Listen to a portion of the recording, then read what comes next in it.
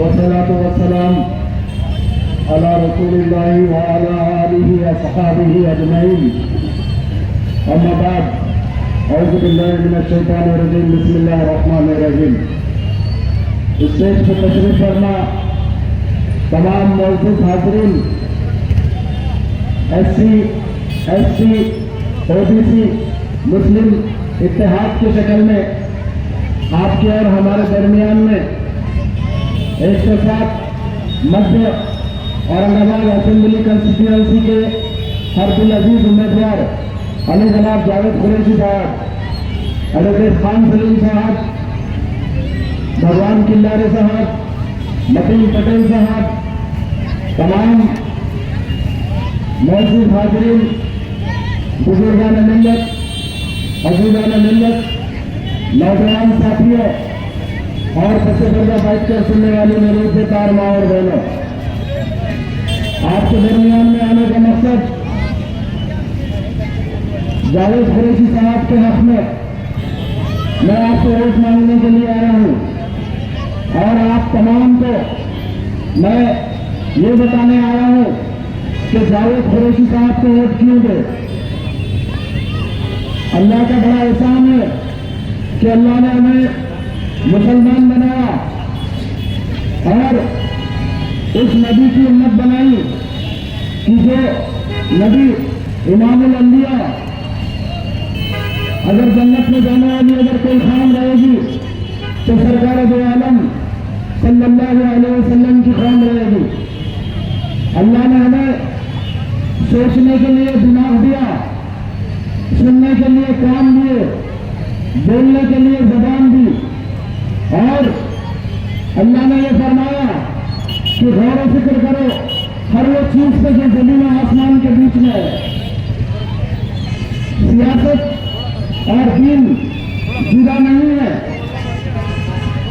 अल्लामा इकबाल ने क्या खूब कहा है कि जलाल पादशाही हो या जमहूरी तमाशा हो, अगर दीन सियासत से जुदा तो रह जाती है चल जाती।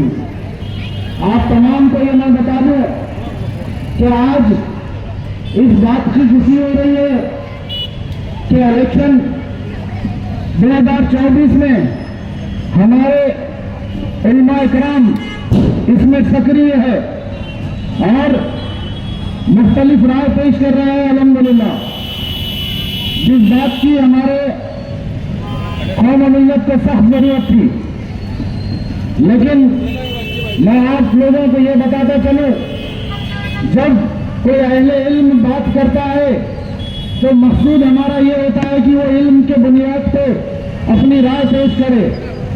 मैं पहले आप लोगों को ये चीज बताना चाहता हूं कि जावेद कुरैशी साहब वंचित बहुजन आघाड़ी से उम्मीदवार है। आज मध्य कंस्टिट्यूएंसी में मुसलमान 39%, फिरका परस्त ताकतें 45%, 17% SC ST और दिगर छोटी मोटी माइनॉरिटीज 3%। अब ये 100% लोग अपना नुमाइंदा चुनेंगे और उसको ऐवान असेंबली में भेजेंगे। मैं आपको इलेक्शन में हमारा वोट और उसका सही इस्तेमाल, अगर आप तमाम नौजवान जज्बात को अलग रख के इल्म के बुनियाद पर अगर आप अपना फैसला लेंगे तो यह कौम के हक में बेहतर होगा। 2024 के इलेक्शन में यहां से मुस्लिम पार्लियामेंट कंस्टिट्यूएंसी से दिया गया था इम्तियाज जलील के शक्ल में। आप तमाम ने और हम सब ने मिलकर उनको वोट किया, लेकिन वो इलेक्शन हार गए। आपको मैं ये पूछना चाहूंगा, कभी इस हार की वजह आप जानने की आपने कोशिश की? कौमी सदर मजलिस इत्तेहादुल मुस्लिमीन के हम लोग बानी हैं। मैं और जावेद कुरैशी साहब ने इत्तेहाद का बीज बोया था औरंगाबाद में। मैं जड़ में था, वो पेड़ थे। हमने इत्तेहाद की गुहार लगाई थी कौम मिल्लत के दरमियान, जब कोई नहीं था हमने लड़े हर किसी से, हमने हाई कोर्ट में लड़े, हमने फिरका परस्तों से लड़े, हमने अंदरूनी लोगों से लड़े, हमने कभी भी किसी को इब्लीस, मुनाफिक, मीर जाफर, मीर सादिक नहीं कहा। हमने शऊर था, हम लीडर थे, तो हमने हमारे मुखालिफिन को इब्लीस की औलाद नहीं कही जो आज कहा जा रहा है। जमहूरियत है, जमहूरियत में सबको लड़ने का हक है। हर गरीब आवाम और राष्ट्रपति कोई अलग नहीं है, सबके लिए कानून एक है और उसके तहत हम लोग इस जमहूरियत में, अगर कोई आपके मुखालिफत में आता है तो आप उसको इब्लीस की औलाद कहोगे, आप उसको मुनाफिक कहोगे, नहीं कह सकते आप। कोई दीन की जंग नहीं है ये। मुनाफिक अगर इस्लाम को नुकसान पहुंचाने वाले को मुनाफिक कहा जाता है। अगर मेरे इलेक्शन में मेरे खिलाफ कोई खड़े रहता है तो जमहूरियत में उसको मुखालिफ बोलते हैं, मुखालिफ बोलते हैं, मुनाफिक नहीं बोलते।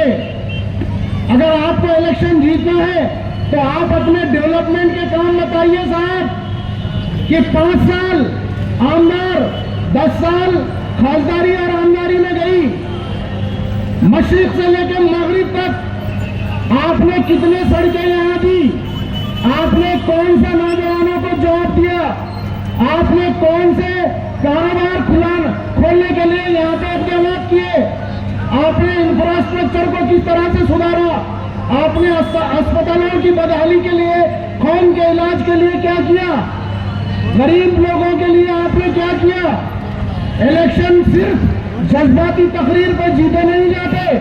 अगर कौम अपना फैसला जज्बाती तकरीर पे अगर सुन के लेना चाहती है तो उस कौम को कोई नहीं बदल सकता।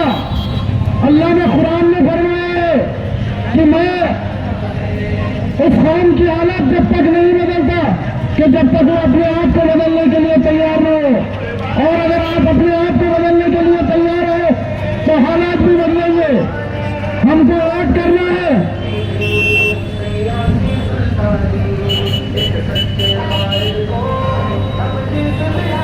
हमको अगर वोट करना है तो हमारे डेवलपमेंट की बात करे कोई। पिछले 10 दिनों में औरंगाबाद की सरजमीन को फिरका परस्ती को भड़काने का मुकाम बनाया गया है। हमको ये कहा जा रहा है कि हमने सिर्फ 16 सीटें दी। मजलिस-ए-इत्तेहादुल मुस्लिमीन ने अगर 16 सीटें दी है तो महाराष्ट्र के जो 288 सीट की जो फिरका परस्त कौम है, जो आपके तराखारों से जो भड़क रही है, यूपी का चीफ मिनिस्टर जो मुसलमानों का मुखालिफ यहाँ पे आके फिरका परस्त के जहन में और पेट्रोल भरने का काम कर रहा है। बटेंगे तो कटेंगे। कौन किसको काटेगा, कौन किसको बांटेगा? ये महाराष्ट्र है। हिंदू, मुस्लिम, सिख, ईसाई, बौद्ध, लिंगायत, अठरा पकड़ जात, क्रिश्चियन, सरदार सब एक है। हिंदुस्तान किसी के बाप की जागीर नहीं है। ये मुल्क हमारा था, हमारा है, हमारा रहेगा। इसको कोई हमसे छीन नहीं सकता। इसमें हर धर्म का हिस्सा है। और यहाँ पे भड़काने का जो हमारे महाराष्ट्र को मुकाम बनाए हैं, उसको औरंगाबाद से जवाब दिया जा रहा है। 15 मिनट 15 सेकंड कुछ नहीं होने वाला। इससे 1 घंटे का आपका इंटरटेनमेंट होगा। कॉमेडी सर्कस नहीं है, ये जमहूरियत है। आपके जज्बाती भाषणों से पेट नहीं भरता। कारोबार चलने चाहिए। औरंगाबाद के ठेलाबंदी करने वालों को ठीक से जगह नहीं है। फिरका परस्त इलाकों में अगर आप एक मांस का गाड़ा लगाएंगे तो वहां हकाल दिया जाता है उसको। 1000 रुपए आदमी नहीं कमा सकता फिरका परस्त इलाकों में। वो कौन देखेगा? उनको कौन ललकारेगा?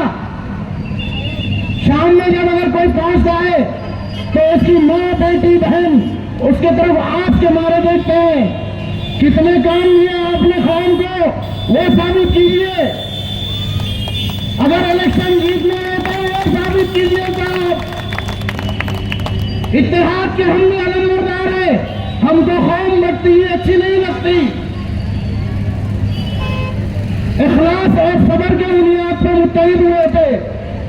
नौजवानों से वादा किया गया था कि उठो, तुम्हारे हक के लिए मैं लड़ रहा हूं। तो हक कहाँ है हमारा? भड़काऊ भाषण हमारा हक नहीं है। 1 घंटे में कितना भड़काऊ भाषण सुनाना है?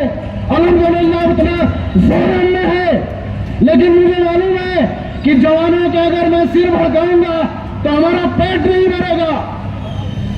हमको हमारे हक की, हमारे तालीम की, हमारे डेवलपमेंट की बुनियाद पे हमको लीडर चाहिए, हमको सरबराह वो चाहिए जो हमको सही राह दिखा सके, रहनुमा चाहिए हमको।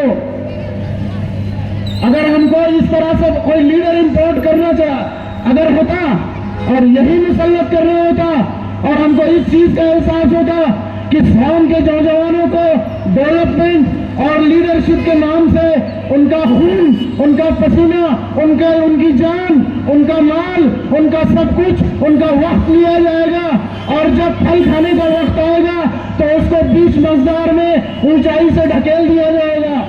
ये सिर्फ अपनी जमात बड़ी कर रहे हैं ये लोग, खुद के बड़ा कर रहे हैं। अगर आप में से कोई नौजवान उठ के अगर लीडरशिप के काबिल बनेगा तो उसको अगर कोई कायद नहीं संभालेगा तो कहां जाएगा वो? 70 साल हमने जिन पार्टियों के पीछे हमारी एनर्जी खत्म की, वो इसलिए की कि वहां हमारा इस्तेमाल हो रहा था। आज भी वो वही हो रहा है। तो मैं आप लोगों को, आपके जहनों को झंझोड़ने के लिए यहाँ पर खड़ा हुआ हूं कि आप लोगों को अपना वोट जावेद कुरैशी साहब को क्यों दे? वो इसलिए दे कि मैंने जैसा अभी आपसे कहा कि अगर हमारे पास 3,75,000 वोट है तो उसमें से 1,45,000 मुसलमान हैं, बाकी के दिगर कौमें हैं। 61,000 कौम SC/ST की है और तकरीबन 2.25 लाख फिरका परस्ती में जमा है। वो इसलिए कि आप लोग गौर कीजिए, कांग्रेस और बीजेपी ये 2 अहम पार्टियां हैं। अब 2 राष्ट्रवादी और 2 शिवसेना, एक राष्ट्रवादी शरद पवार की, एक शिवसेना शिंदे की, एक राष्ट्रवादी अजित पवार की, एक शिवसेना उद्धव बाळासाहेब ठाकरे की। अब सेक्युलर वोट जो ये सेक्युलर पार्टी के लोग थे ये पूरे फिरका परस्तों से जाके मिल गए या नहीं मिल गए? जो सेक्युलर थे वो फिरका परस्तों से मिल गए, अपनी खोका बाजू रख के फिर अपने आप को सेक्युलर भी बता रहे हैं। तो तादाद बड़ी है फिरका परस्तों की। अब अगर उन फिरका परस्तों को, जिनको पूरी कौम ने 2014 में मुत्तहद होकर जगा दिया था, तो आज वो कौम सोई हुई नहीं है कि आप जो है मुत्तहद रहेंगे और वो बटेगी। उससे ज्यादा मुत्तहद हुआ है। सिर्फ आप कटकट गेट से, मिल कॉर्नर, MGM से बाईजीपुरा और उसके बाद शाहगंज और बुटी लाइन तक और आफिसेबिया कॉलोनी तक लिमिटेड मत रहिए। दिगर शहर का भी हिसाब निकालिए आप। अगर हमको जीतना है तो दलित कौम के वोट हमारे लिए लाजमी है। जिस तरह से 2019 में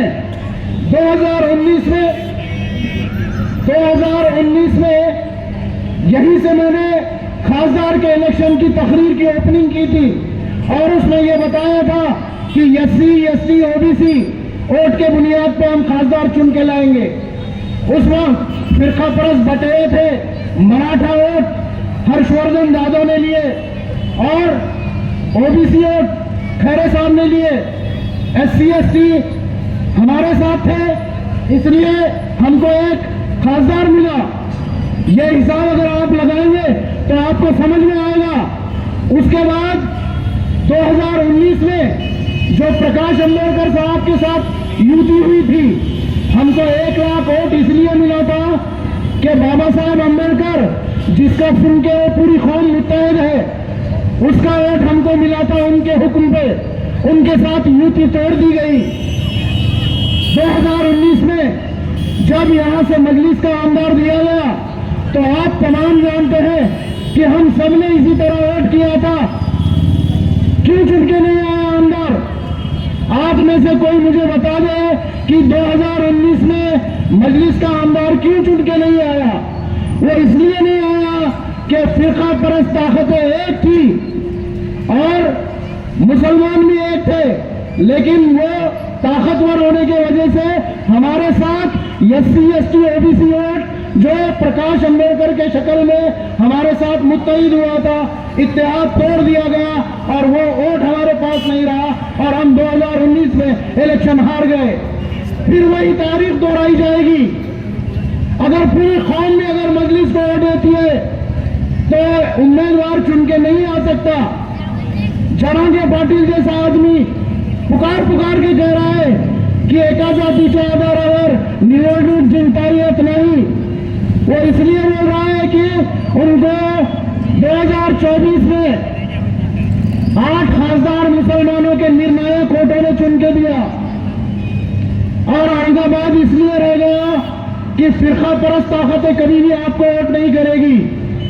तो मेरे नौजवान साथियों, अगर ये कौम मुत्तहद होके अगर हमारे दलित भाइयों के साथ जो 40,000 वोट प्रकाश अम्बेडकर साहब ने जो रेडीमेड उनको हुक्म दिया है उसके साथ जुड़ जाएंगे तो ये सीट हमारी क़यादत जिंदा रहेगी, वरना हम क़यादत को खो देंगे। अभी भी वक्त है, न समझोगे तो मिट जाओगे यारों।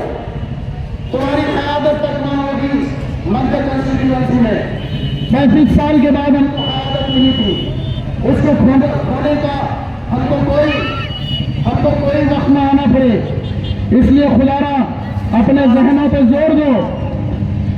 हमको डेवलपमेंट चाहिए, हमको हर चीज चाहिए, लेकिन हमको हमारा इत्तेहाद भी प्यारा है। सारे मेंबर वो ख्वाबों की ताबीर करते हैं, इलाजे गम नहीं करते, फकत तकरीर करते हैं।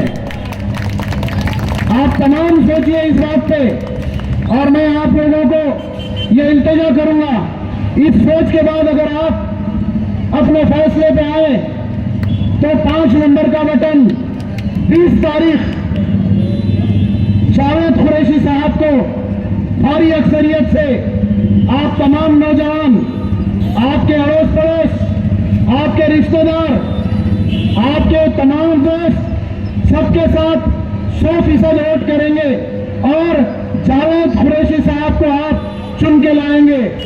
मंजिलें उन्हीं को मिलती है जिनके सपनों में जान होती है।